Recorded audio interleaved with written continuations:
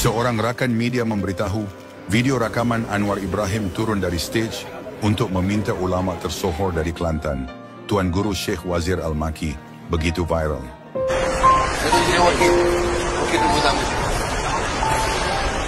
Tak kena adab dia dari depan. Tiba-tiba.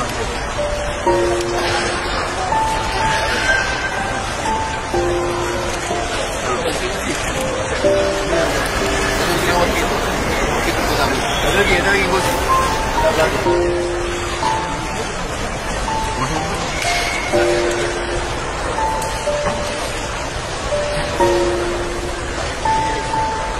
Semuanya shit. Nanti dia.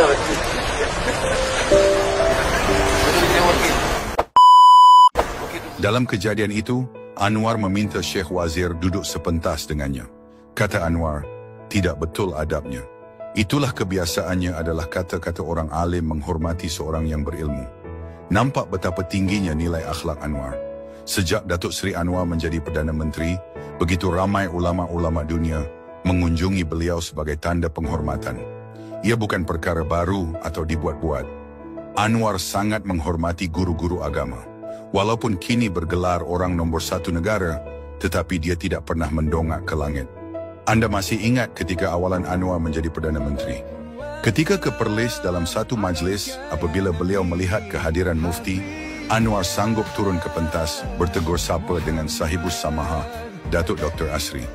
Begitu juga ketika melihat seorang cleaner sedang mengambil gambarnya, beliau sanggup berhenti untuk bergambar bersama.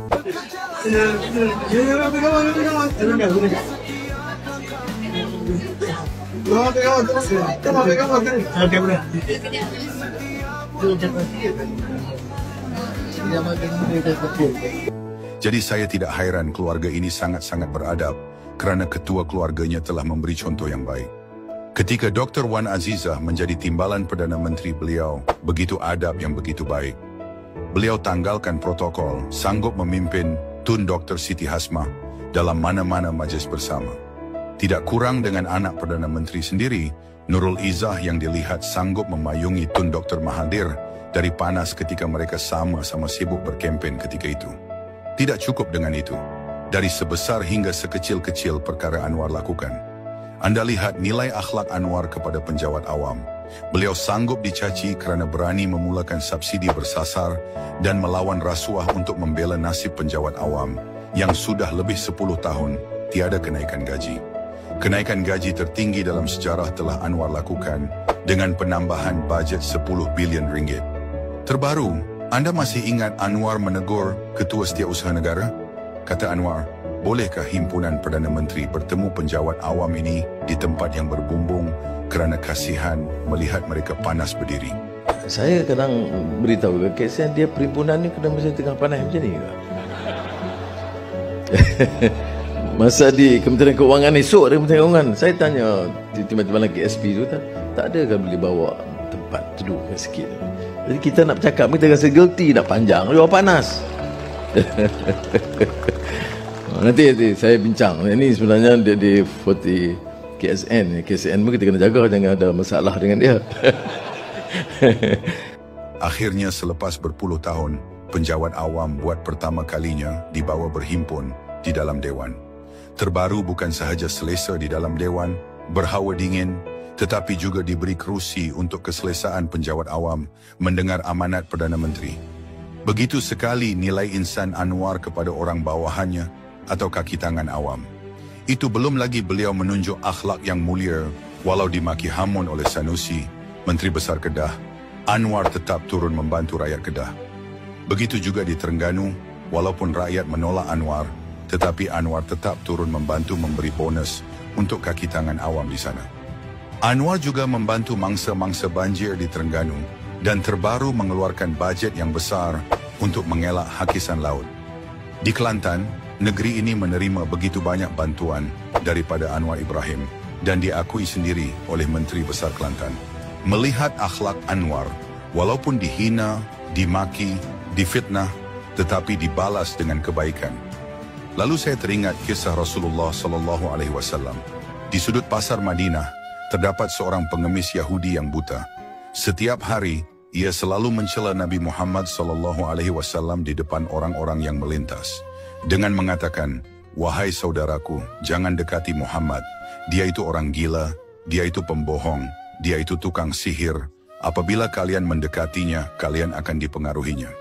Berulang kali ia katakan ucapan buruk ini di hadapan Rasulullah sendiri, tanpa disedarinya. Namun setiap pagi, Rasulullah SAW tetap mendekatinya, membawa makanan, dan menyuapinya tanpa berkata sepatah kata pun. Rasulullah melakukan hal ini dengan penuh kesabaran, bahkan hingga menjelang wafatnya. Setelah Rasulullah wafat, pengemis buta tersebut tidak lagi menerima makanan setiap pagi. Suatu hari, Abu Bakar radhiyallahu bertanya kepada putrinya, "Aisyah radhiyallahu, anakku, adakah sunnah kekasihku yang belum aku kerjakan?" Aisyah menjawab, "Wahai ayah, engkau adalah seorang ahli sunnah. Hampir tidak ada satu sunnah pun yang belum ayah lakukan, kecuali satu sunnah saja." "Apakah itu?" tanya Abu Bakar radhiyallahu. "Setiap pagi Rasulullah selalu pergi ke hujung pasar dengan membawakan makanan untuk seorang pengemis Yahudi buta yang berada di sana," kata Aisyah. Keesokan harinya Abu Bakar radhiyallahu mendatangi pengemis tersebut dan memberinya makanan. Saat Abu Bakar mulai menyuapinya, pengemis itu marah dan berteriak, "Siapakah kamu?" Abu Bakar menjawab, "Aku orang yang biasa." Pengemis itu menyangkal, "Bukan, engkau bukan orang yang biasa mendatangiku. Apabila ia datang kepadaku, tidak susah tangan ini memegang dan tidak susah mulut ini mengunyah.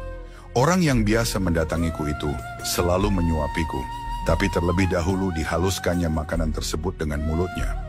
Setelah itu ia berikan padaku dengan mulutnya sendiri." Pengemis itu melanjutkan perkataannya. Mendengar hal itu, Abu Bakar radhiyallahu pun menangis dan berkata, "Aku memang bukan orang yang biasa datang padamu. Aku adalah salah seorang dari sahabatnya. Orang yang mulia itu telah tiada. Ia adalah Rasulullah SAW." Setelah mendengar penjelasan tersebut, pengemis buta itu pun menangis.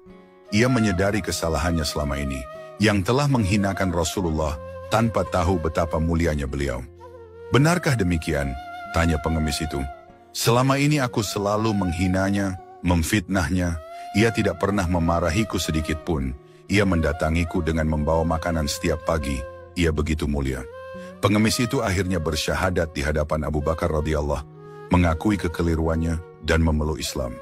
Kita patut belajar kisah-kisah Rasulullah. Bersabarlah, insyaallah mereka akan mengerti. Begitu juga Anwar, percayalah 10 tahun dari sekarang, rakyat Malaysia akan menyesali menghina dan memaki beliau. Ubat itu pahit tapi ia mampu menyembuhkan. Begitu langkah diambil Anwar, dilihat pahit tapi suatu hari nanti manisnya akan terasa. Berdiri